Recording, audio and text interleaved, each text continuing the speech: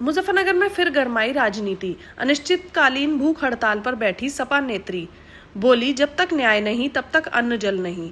मुजफ्फरनगर सपा नेत्री डॉक्टर मोनिका सिंह अनिश्चितकालीन भूख हड़ताल पर पुलिस पर लगाए पक्षपात के आरोप। मुजफ्फरनगर महावीर चौक पर 21 जुलाई को समाजवादी पार्टी के धरने के दौरान हुए विवाद के बाद दर्ज मुकदमों को लेकर जिले की राजनीति फिर गर्मा गई है। पुलिस की कथित एक तरफा कार्रवाई के विरोध में सपा की वरिष्ठ नेत्री डॉक्टर मोनिका सिंह ने शुक्रवार से अनिश्चितकालीन भूख हड़ताल शुरू कर दी। उनके साथ सपा नेता युधिष्ठिर पहलवान और पार्टी के कई कार्यकर्ता भी धरना स्थल पर मौजूद रहे। भूख हड़ताल पर बैठी डॉक्टर मोनिका सिंह ने आरोप लगाया कि धरने के दौरान कुलदीप सिंह ने अभद्र भाषा और गाली गलौज कर माहौल खराब किया, लेकिन पुलिस ने उनके खिलाफ कोई कार्रवाई नहीं की। वहीं सपा नेता युधिष्ठिर पहलवान को गिरफ्तार कर जेल भेज दिया गया और कई अन्य कार्यकर्ताओं पर भी मुकदमे दर्ज कर दिए गए। उन्होंने इसे पुलिस की पक्षपातपूर्ण कार्रवाई बताया। सपा नेता युधिष्ठिर पहलवान ने कहा कि विपक्ष के नेताओं और कार्यकर्ताओं को जानबूझकर निशाना बनाया जा रहा है। उनका कहना है कि पूरे मामले की निष्पक्ष और पारदर्शी जांच कर दोषी पाए जाने वाले सभी लोगों के खिलाफ समान रूप से कानूनी कार्रवाई की जानी चाहिए, चाहे वे किसी भी पक्ष से जुड़े हों। डॉक्टर मोनिका सिंह ने स्पष्ट कहा कि जब तक उनकी मांगों पर कार्रवाई नहीं होती और उन्हें न्याय नहीं मिलता, तब तक उनकी अनिश्चितकालीन भूख हड़ताल जारी रहेगी। फिलहाल प्रशासन की ओर से इस मामले में कोई आधिकारिक प्रतिक्रिया सामने नहीं आई है और पूरे घटनाक्रम पर सभी की निगाहें टिकी हुई हैं। आपकी धर्मपत्नी मोनिका जी, क्या है मामला, आपके साथ क्या रहा? मोनिका जो मेरी धर्मपत्नी भूख हड़ताल पे बैठी है, तो वो जो भूख हड़ताल पे बैठी, जो नौजवान जंतर मंतर पे धरना दे रहे थे, अपने हक की लड़ाई लड़ रहे थे, अपने रोजगार की लड़ाई लड़ रहे थे, तो उनके वहाँ पे जो है अखिलेश भैया भी उनके समर्थन में गए थे।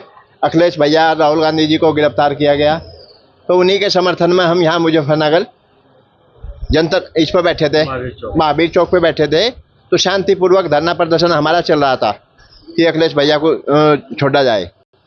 इसी को लेके कुलदीप नामक व्यक्ति वहाँ पे पहुँचता है, जो नशे में पूरा चकनाचूर था, और उसने वहाँ से आके मेरी पत्नी के साथ बदतमीजी करी और मेरे साथ भी बदतमीजी करी। पूरी पार्टी के साथ जो है उसने बदतमीजी करी। जो लड़ाई का मोमेंट है, जहाँ से लड़ाई शुरू होती है, उस पर तो आज लोग कार्रवाई नहीं हुई।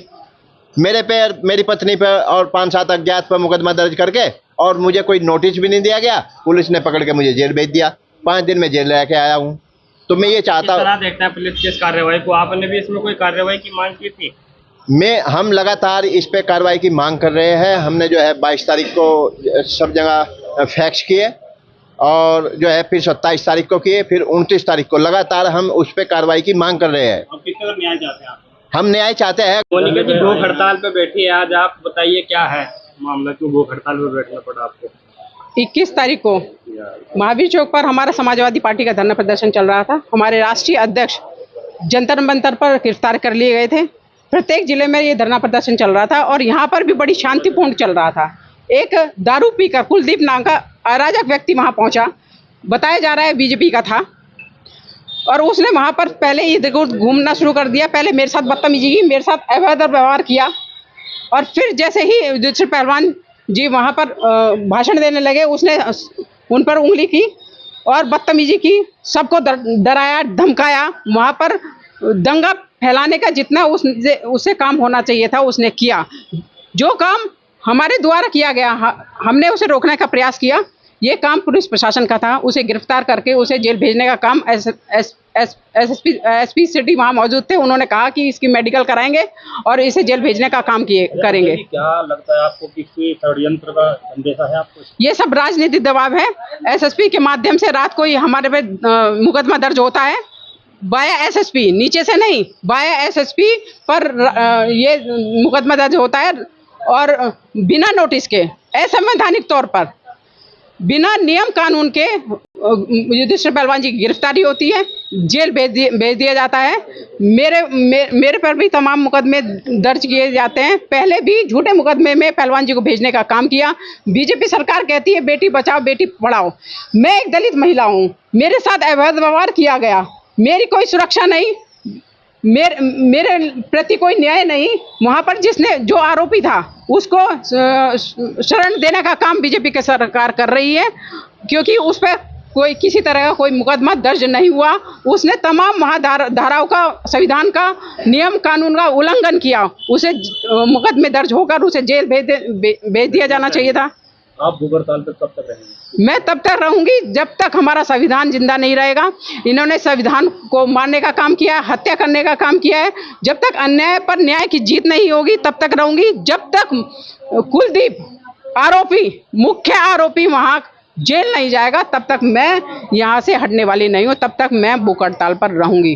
वीडियो में आप उसके पीछे भागते हुए दिखाई दिए। मैं तो पकड़ रहे थे। पुलिस प्रशासन ने उसे सेव कर रही थी और उसको भगाने का काम भी पुलिस प्रशासन का था। मेरे द्वारा तो प्रयास ये था कि उसको पकड़ा जाए और पुलिस को दिया जाए, जबकि 50-60 पुलिसकर्मी वहां मौजूद थे। ये काम जो मैं कर रही थी, मेरे पति कर रहे थे, वो काम पुलिस प्रशासन को करना चाहिए था। ऐसे बड़ी घटना हो सकती है। इससे पूर्व भी हमारे समाजवादी पार्टी के ऊपर हमला हुआ। जो जिला अध्यक्ष है जिया चौधरी को मारा गया, पीटा गया। यही हमारे प्रदर्शन में यही षड्यंत्र था। इसके द्वारा बड़ा अंजाम कुछ घटने का हो सकता था। तो हमारे जो भी कार्यकर्ता थे उनको फंसाने का काम हो सकता था। इनका ये उद्देश्य था कि वहाँ दंगा हो, फसाद हो और इन समाजवादियों को जेल भेज दिया जाए।